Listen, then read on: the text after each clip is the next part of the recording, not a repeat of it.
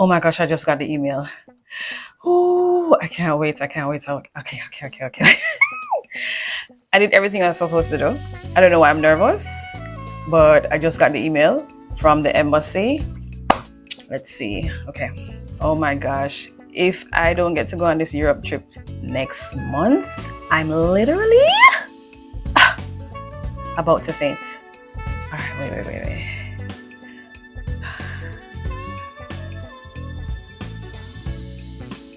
What? Denied?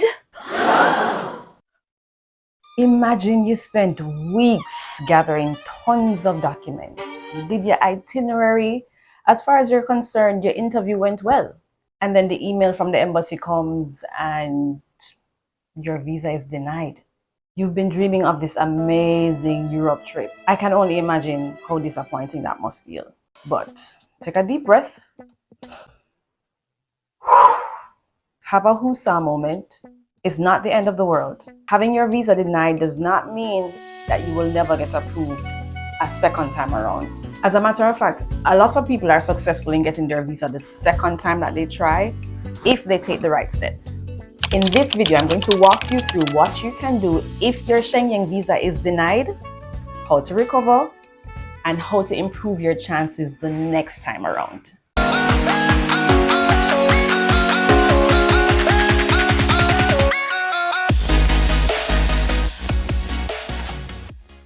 Okay, here's the thing. The embassy visa refusal or visa denial letter usually has a list of reasons why your visa was denied. Some of the common reasons are this: insufficient proof of funds, either you didn't have enough money in your account to cover your trip, or for some reason you weren't able to convince the embassy that you're financially able to cover the cost of your trip. Weak ties to your home country. So maybe you don't have any children, you don't have a spouse, maybe you're unemployed. Not saying that without these things you can't get a Schengen visa, but it is the entire package that you're presenting, and perhaps you didn't provide enough information that would suggest to the embassy that you have enough strong ties in your home country. So there is an obligation, there is a reason why you would have to come back home. Because remember, their concern is that you're not going to run off and try to illegally migrate to Europe. Another reason could be an unclear travel itinerary. I did a video, maybe 2 videos ago, about how to create a travel itinerary that is clear and simple, to the point, not overdone, not overcrowded, and perhaps if your itinerary was unclear or seemed a little bit too complicated, a little bit too good to be true, or like you're trying too hard, this could also be a reason why your visa was denied. And then there is questionable travel insurance. You need travel insurance to apply for a Schengen visa, and the embassy usually stipulates exactly what your travel insurance should cover. For example, for the Belgian embassy, you need at least 30,000 euro covered by your travel insurance. And lastly, missing or incomplete documents. Remember, even if one document is missing, you could get denied just like that, which is why I always preach double check, triple check. Now, those are just some of the common reasons why visas get denied. Typically, the reason your visa wasn't denied specifically would be in your visa refusal letter. So when having received that response, the first step is to read that letter thoroughly and ensure we understand what it is that the embassy is saying that is missing or needs to be fixed, or what resulted in our visa being denied. Now, the good thing is we have information. Once we've clearly read that letter and we understand what the embassy is saying, now we have the information, we can figure out how to fix the problem. Now, in some countries, for example, Germany, France, and I do know of Belgium, you can file an appeal within a specific time frame. Now, in the appeal process, you're able to submit a written explanation to speak to whatever the problem was based on what the visa refusal letter said, and provide additional documents to support your appeal. The truth of the matter is the appeal process can take a long time, can take months. And if you got that response from the embassy 1 month before your trip, then you're gonna lose time. And by the time the appeal even goes through, your trip date would have passed and it would have been for nothing. Basically a waste of time. Now, if you feel like you still have enough time between when you got the information and when your actual trip date is, by all means, feel free and go ahead and submit that appeal. But bear in mind too that the results coming out of the appeal is not guaranteed. So it's still risky. So for most applicants, it's faster, it's more effective, and it just makes more sense to just reapply with a stronger application, because remember, you have the information now. You've done it once before, you know what the process is, you have the information from the embassy as to what went wrong. Now you can provide a stronger application because you know what the embassy is looking for. Now let's look at some of the common issues that we mentioned earlier and how you can fix them for the second application. Now, some of these we've already discussed in previous videos, so I'm just going to be brief, but if you do want to get a little bit more detail in each item, feel free to go back and watch those videos. Now, for insufficient proof of funds, 3 to 6 months worth of bank statements is always good. If you are employed, 3 months pay slips, right? When you are generating those bank statements, ensure that it has a natural flow of income and expenses. So something that would look normal would be an ATM transaction, your salary coming in, you paying a bill. Your bank statement should have a consistent inflow and outflow. Any large sums of money being moved around can be a bit suspicious. Not to say that you can't have that, because there are times when we just have to transfer large lump sums. That can happen.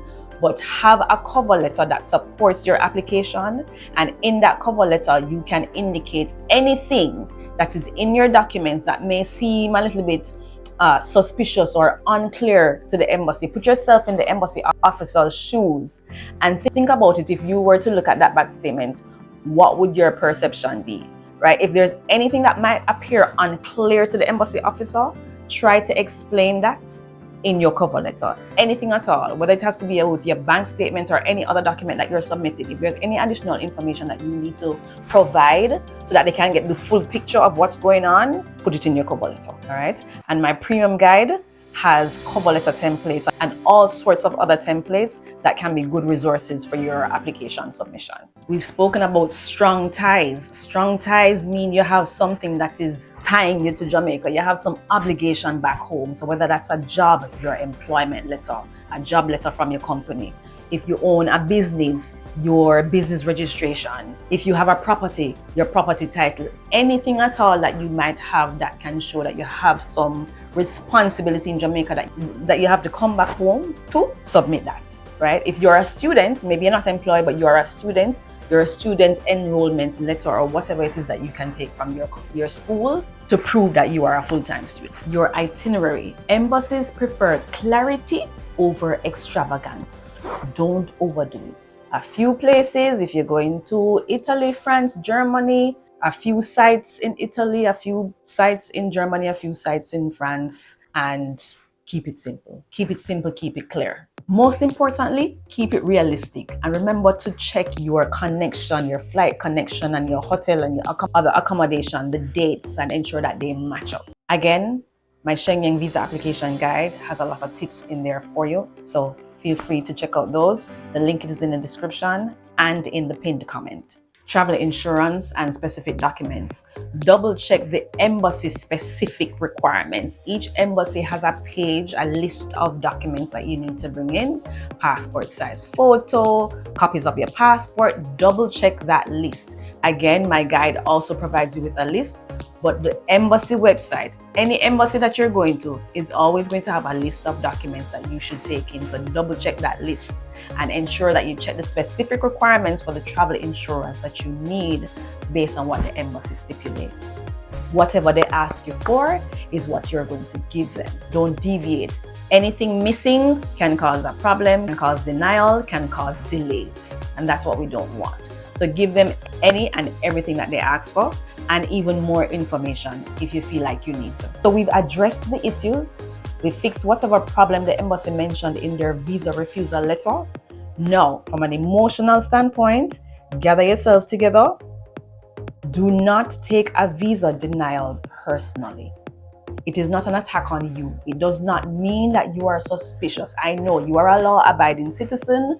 You're not trouble nobody. You're not rob and thief. It's not an attack on you personally. It doesn't mean that you are suspicious. It just means that your file didn't quite meet the embassy standard on that day. All right? Don't take it personally. Remember, there are thousands of people that travel from Jamaica and worldwide that get approved every year, every month. And in some cases, after their first application was denied.